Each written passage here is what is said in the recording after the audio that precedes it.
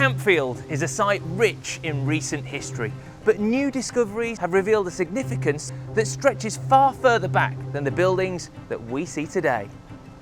They've recently been transformed into a next-generation mega-campus, an array of workspaces and studios for tech and media, creating a thriving new ecosystem. But archaeologists have unearthed further evidence that demonstrates this area was a focal point of the community for many hundreds of years. So Ollie, we're stood in this trench in the shadow of the Campfield building there, and I mean, looking around us now, what can we actually see? What is the archaeology here?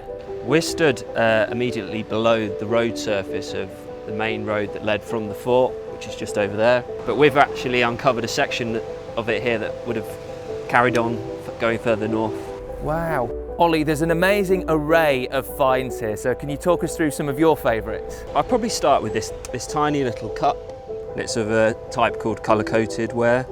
It's such a fine fabric, it's so thin, and we think, you know, this would have graced a luxury table somewhere. Roman Samian ware here. And the Samian ware is sort of high quality, elite, when you're trying to impress people, I suppose. Exactly, yeah, and this isn't the sort of pottery that would be made in Manchester. This has been imported from the continent. Some of the smaller objects as well, so we've got two objects that are made of glass, and you've got a really intimate connection with the person that perhaps wore this.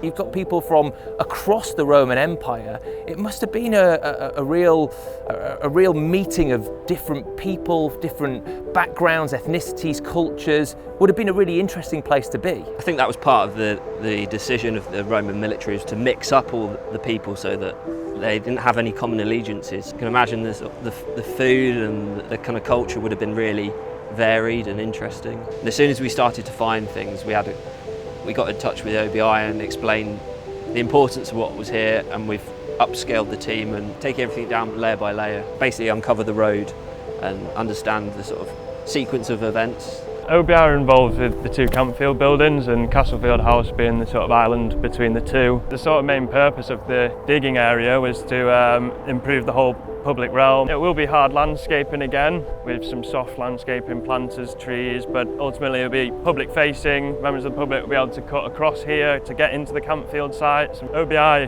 have worked in a lot of heritage buildings like the Campfield site, and obviously preserving the history of the site is important just to make sure that it's available for many years to come. The fort here was established in about AD 78, and after that you gradually get a settlement. Just about make out each of the different surfaces of the road, working our way down to here, which we think is the earliest road surface. You can almost imagine that either side of the road you would have had plots laid out and houses and shops, commercial buildings, workshops.